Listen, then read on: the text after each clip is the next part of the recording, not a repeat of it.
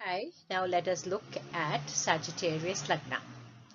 Sagittarius Lagna is a fiery sign. It is the ninth house from the Kalapurusha, and it's a ninth house from the Kalapurusha, therefore it is considered the Bhagyasthana. It is governed by Jupiter as a lord, and Sagittarius are the symbol is a horse with a man and a bow and arrow, thereby indicating that the Lagna, the Rashi, has speed, has intelligence, has abilities, and has capabilities to do what is necessary to be done. Generally, most Sagittarian Lagnas have a perfectionism which is a part of their life. They want everything to be perfect. If you are a male, your perfectionism becomes so strong that you tend to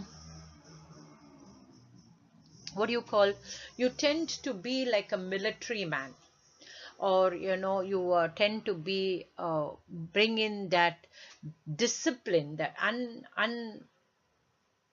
uncontrolled discipline is what most Sagittarius people have. But the rule applies to the others and not themselves. The rule applies to the others but not themselves, right? So that is Sagittarius. The lord of Sagittarius is Jupiter. Here in this chart, Jupiter is placed in the 8th house and is exalted. So, the minute a planet is placed in the 8th house, we are worried or confused. We are worried and confused because 8th house is a house of losses and destruction. But when the Lagnadipati becoming exalted and placed in 8th house, he will overcome or she will overcome most of their diseases, most of their bad lucks. They will learn to overcome, because as I said, Sagittarius are Lagnas that are extraordinarily strong, are Lagnas that are extraordinarily strong, and because they are extraordinarily strong, the nativities generally overcome the negativities of the Lagnadipati being placed in the 8th house of death. Right? They overcome the negativity of being sitting in the 8th house of death, because the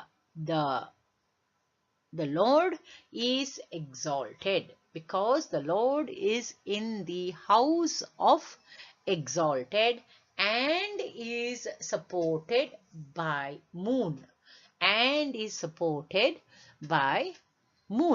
Now, let us take the Navamsha chart.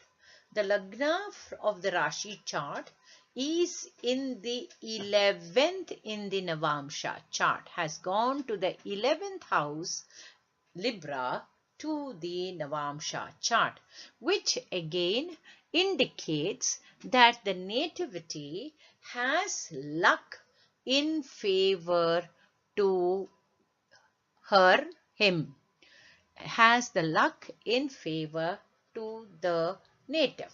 The Lagnadipati going to the 11th house has the positivity of a luck, or the native enjoys luck or gains. Rather, 11th house is a house of gains, therefore he enjoys gains.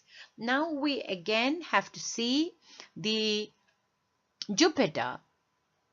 Now in this case, Jupiter, in the Rashi chart also, Jupiter is not been aspected by anybody. Neither is the Lagna aspected by anybody, like what we saw in the Libra chart, right? Here there has been no aspects on the Lagna, right?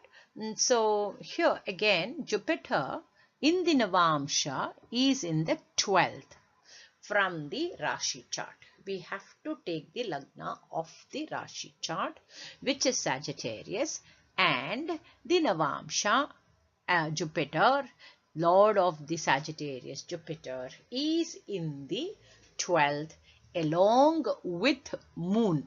Along with Moon. Right. Now again what we are getting is a negativity. We are again seeing a negativity. The negativity of the death, what we saw in the Rashi chart, was cancelled because of the exaltation position of Jupiter. Whereas the Jupiter Moon's position in the 12th house definitely shows that the nativity may have been abroad or will be separated from their family, or it could mean that the native has been her own her own mistake or her own enemy. It can also mean that this is a female chart. It could also mean that Jupiter going to the 12th in the Navamsha, that she is her own enemy in many, many parameters of life. Or if she has gone abroad, that would be a negativity in astrology, because you are away from everybody. Correct? You are away from your own near and dear ones. So in this way, we can analyze the first bhava using the Rashi and the Navamsha chart. Tomorrow, I shall give you Taurus. No, I shall give you Capricorn, Aquarius and Pisces. Thank you and good night.